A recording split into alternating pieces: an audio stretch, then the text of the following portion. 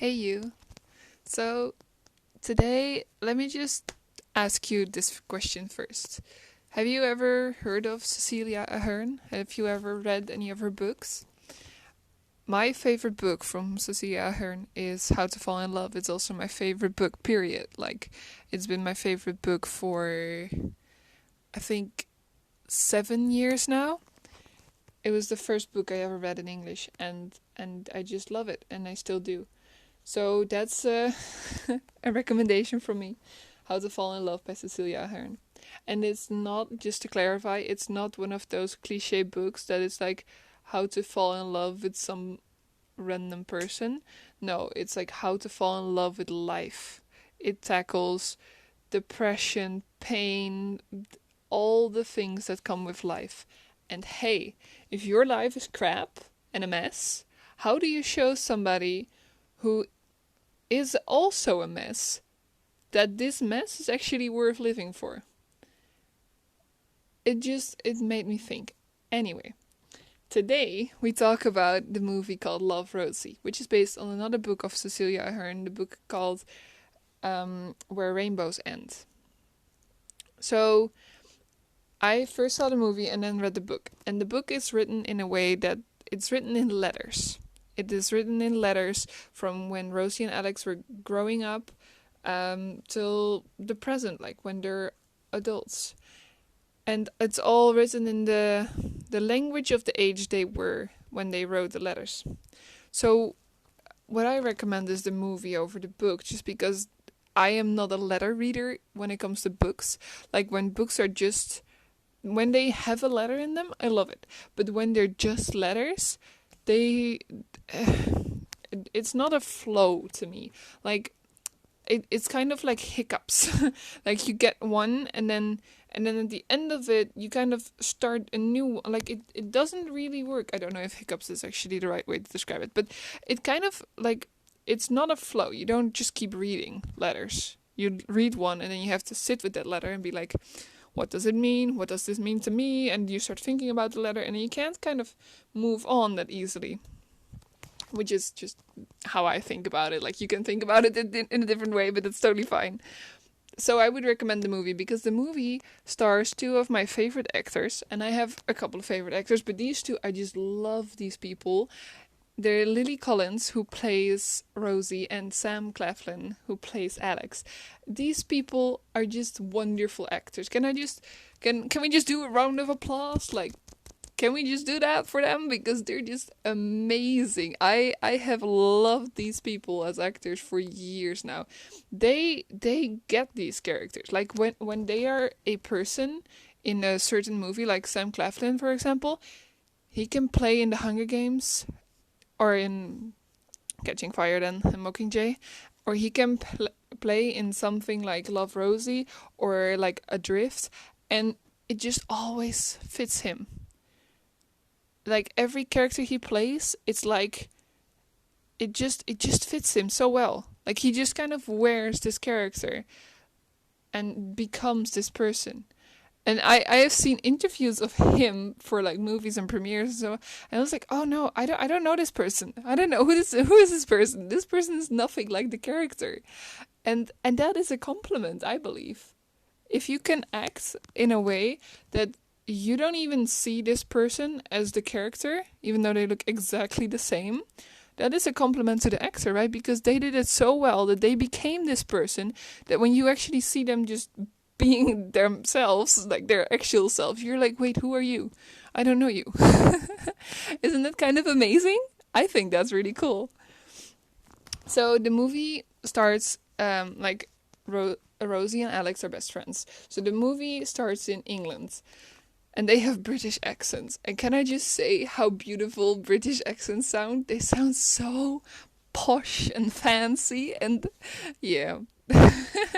But also throughout the movie there are these, like, can we just speak like English people, Alex, when they're in a fight, and Rosie says it to him, and I'm like, exactly, just straightforward, right in your face, there you go. And I love that. It's the little things, right? Like they don't go around kind of pretending that everything is okay. No, they'll be like straight up in your face, like, hey, this is not okay, like, hey, this is wrong, hey. there's something I'm struggling with, whatever. It makes me so happy because it's the way I live too. I'm very straightforward, sometimes according to some people a little bit too much, but like I will just tell you stuff. And they as well to each other, they're just like, hey, I'm just gonna tell you, you fucked up, like you messed up, like that was a mistake, like your life is a mess. She just says it to him. She's like, hey, your life is a mess, like you're just fronting, this is not, you're not happy.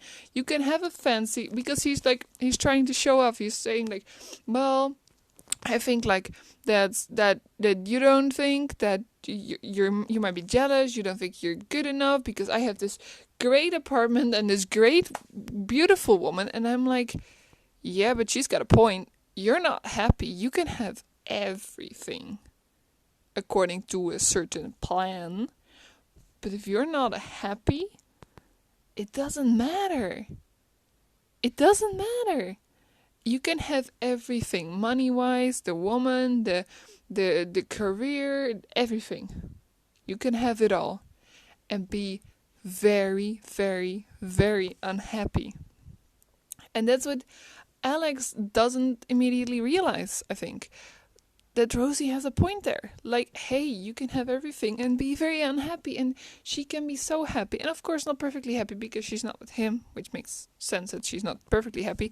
But she has her kid and she has her friend. And I love Ruby, by the way. She is just, she is a character like, like in Dutch we say, van heb ik jou daar? Like whoa.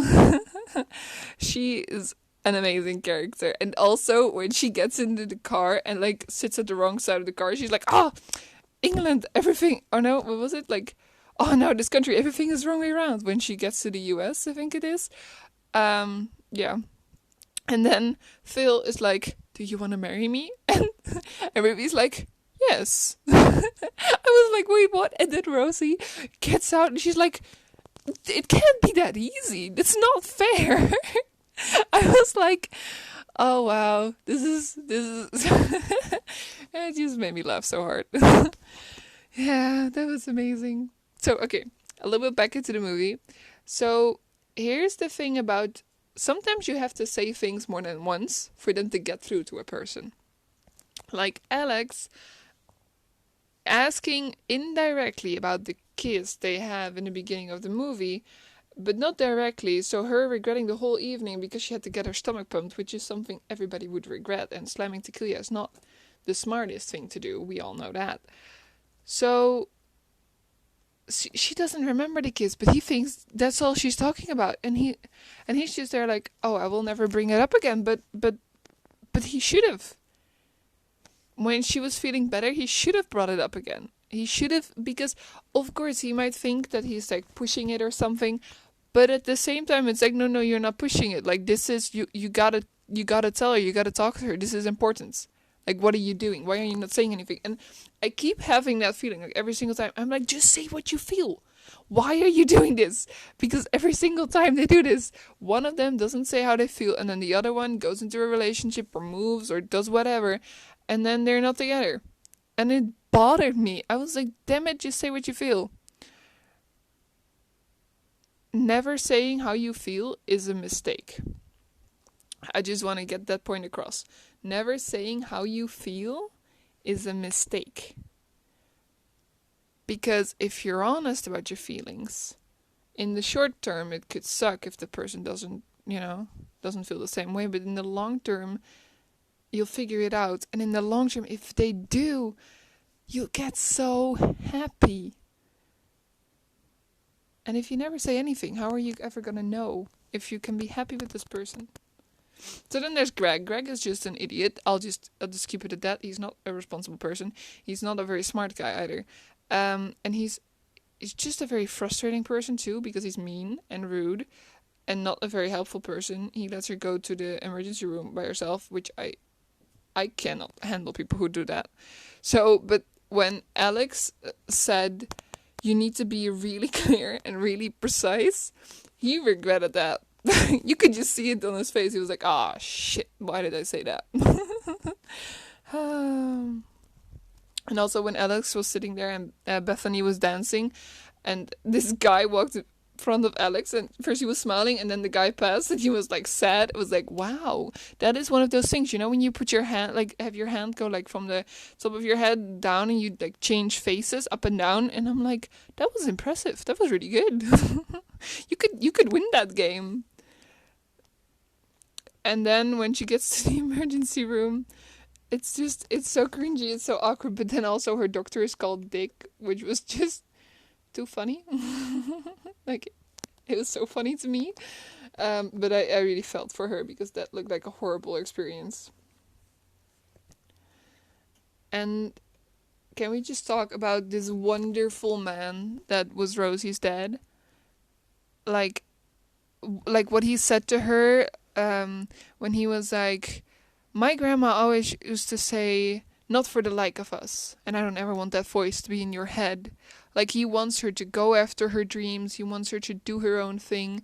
And he said, oh, I love this line. He said, I've been winging it for 18 years, pretending I'm in charge.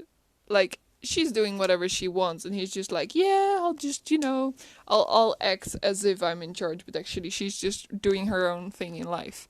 Which is amazing because he pushes her to go for her dreams. He says, like, because she's like, well, mom will never talk to me if I go. And he's like, I will never talk to you if you don't go. And I was like, exactly. And not that her mom will never talk to her again or that her dad will never talk to her again. But it's the push you need. Like, hey, whatever your decision, one of us will be behind you and the other one will talk to the one.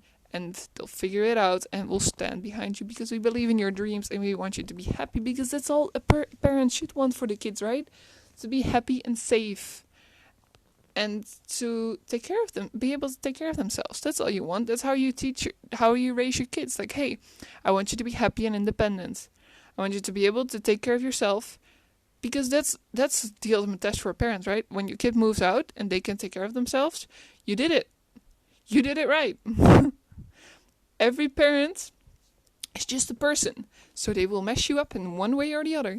But if you're independent, when you get out of the house and you know how to make yourself happy in life, and you can take care of yourself, you did it. As a parent, that's great. You did it. And sure, there will be some problems for the kid, because there always are some problems for the kid. Like that is so normal that kids have problems. Everybody has issues. That's okay. Parents are just people. They do the best they can. But when your kid is independent, when they move out of the house and they can make themselves happy, you did it as a parent. You did it. Awesome. Congratulations. You did it. That's so great. So yeah, okay. So when she got into Boston, University College, the first person she wanted to tell was Alex. And Alex very conveniently lives on the other side of the street. But then he was occupied. And she found out she's pregnant, and then she didn't want to tell her best friend because he might stay for her, and she didn't want that. So she let him go, and because she wants the best for him, even if it breaks her heart. But they again almost kissed. You know how these almost things really bother me? Just say what you feel. Just do the thing. Just don't do the almost thing all the time. That drives me nuts a little bit. And then, so of course I've never had this experience. I don't know what it's like, but when somebody comes up with the idea like you could let the kid be adopted. There are a lot of families that want a kid that can't have one. I was like, wow, that is a wonderful idea.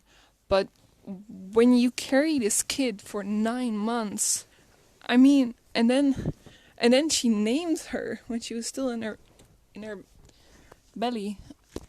I mean, how are you gonna give that up? That is so hard. I don't know how people do it. I mean, I understand that there are good reasons to do it for women, and that when they do it, it makes sense. But it must be so hard. I have so much respect for women who are like, no, I want a better life for this child. I'm gonna give you to a family that's gonna make you so happy. That is so... I have so much love and respect for women like that. But I don't think I could ever do it because it's your kid. I don't know. Anyway, I don't know anything about this other than trying to imagine it, which I can't, of course. Not fully at least. But yeah. But then she keeps the kid because it's too hard. And and then one night when the baby is crying, her dad peeks in and she's like, "My life is over, Dad." And then her dad says, "Wait till you become a grandparent." And they just smile. You know, they just smile at each other. They're like, "Yeah, this is just how it's gonna go. This is life." And it's good. It's not perfect. It's messy. It's a little sleep and pain and agony and stuff, but it's good. And then Alex shows up and she tries to hide having a kid. And then he kind of just like, he just asks her this very simple question and she totally walks into it. And I was like, eh. But he is so sweet and he is just so good for her and so sweet. And he wants to be Katie's grandfather. What's it? Godfather? Not grandfather. Godfather. It's just so... It's so sweet. And I just, you know. So, one thing I wanted to say. So, I didn't like Sally. I thought Sally was a bit strange in the beginning. But, like, okay, like, fine as a person. Because she gets Alex out of his rut. But I really liked Phil. Because his opening line was awful. I mean, that was a terrible way to open a conversation. But it made me like him so much. Which is also why like, as soon as he asked Ruby, I was like, yeah, this would work. So, yeah. And then the Back to the Future poster. I love Back to the Future. My dad has always been obsessed with these movies, so we watch them a lot. Yeah. So then Alex gets with Sally, and Sally turns out to be a little bit of a control freak, which would freak me out. Like, I could never handle that. But then Rosie gets her own apartment, and they have a rooftop garden. Did you see how pretty that was? Did you see that? Like, did you take that in? Did you see how gorgeous that place was? When I was in New York for a week, there was this amazing rooftop garden too, but it wasn't like this with the white like thingy over it and all the lights and stuff. It looked so gorgeous. Oh my goodness. So also these dreams from Alex and then Rosie getting it, like not laughing at him but like asking more. But these dreams, like I was an arrow, just wow. And do you remember, by the way, at the beach when Rosie's like texting, do you remember when you had to click 3 times to get the right syllable in your message? When SMS was like super hard to do? Or texting?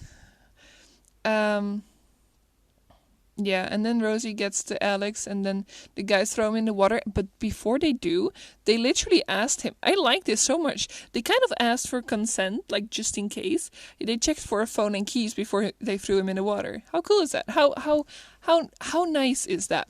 To be like, seriously.